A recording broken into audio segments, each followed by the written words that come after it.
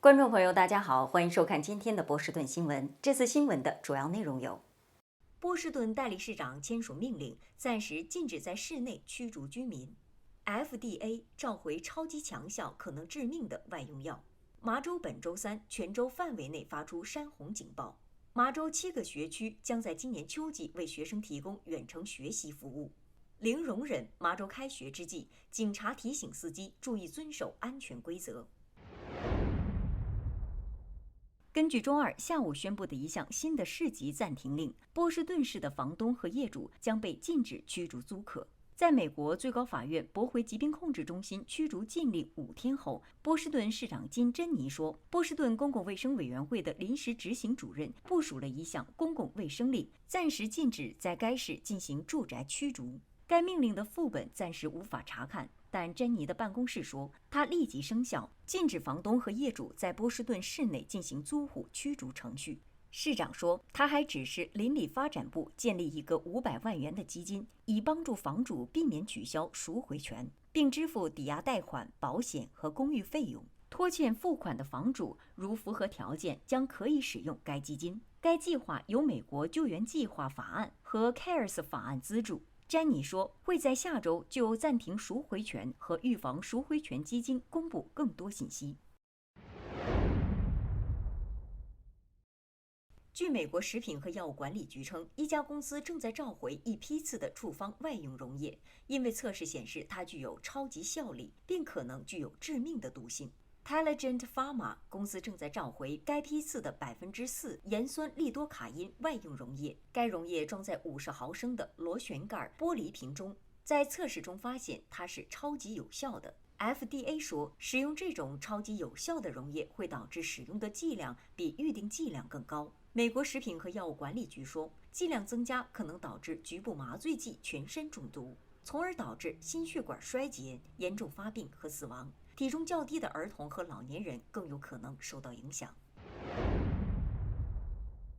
国家气象局为马赛诸塞州全境发出了山洪警报，因为艾达的残余物预计将在整个麻州带来高达7英寸的降雨。该警报从下午2点开始生效，并将持续到周四下午。艾达在周四以4级飓风的身份在路易斯安那州登陆，随后它被降级，先是在周一降为热带风暴，然后被降为热带低气压。预计降雨将从周三早上开始，并在晚上增加，持续到周四。马赛诸塞州高速公路周围和以南的地区预计将面临最大的风险。根据国家气象局的说法，也有可能出现罕见的城市和小河流的山洪，地下室淹没和道路冲毁也是可能出现的情况。预测的降雨量在过去24小时内有所增加，预测该州大部分地区的降水量为2.5至5英寸。到星期四，部分地区可能会出现6至7英寸的降雨量。根据国家气象局的预测，波士顿降雨量在4至6英寸之间，斯普林菲尔德、伍斯特和科德角的降雨量预计为3至4英寸，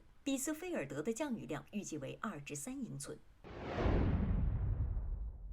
在整个新冠大流行中，学生、教师和家长对远程学习有很多的抱怨，但对于一些孩子来说，在家上课是一种积极的，甚至是变革性的体验。这就是为什么皮博迪的行政人员向马赛诸塞州申请开办他们自己的 K-12 远程学校。对于一些有社交恐惧症和因为社交而无法集中注意力的学生来说，他们觉得在家学习更好。对于其他家庭来说，决定参加皮博迪更多的是为了健康和安全。对于高中生来说，日程安排将与他们去学校上学的朋友不同。高1和高2学生在上半年将严格专注于英文和数学，然后在春季学习科学和社会研究。高年级的学生将做相反的事情。共有13个地区向州小学和中学教育部提交了开办远程学院的申请。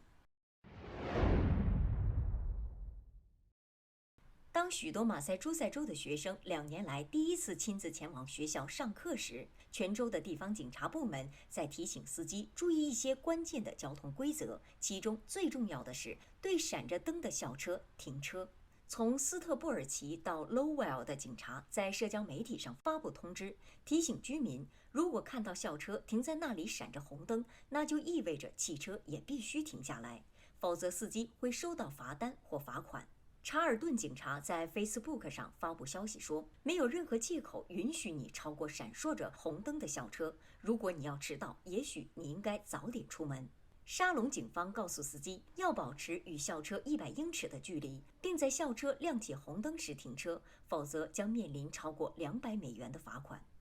以上是这次节目的全部内容，感谢您的收看，再见。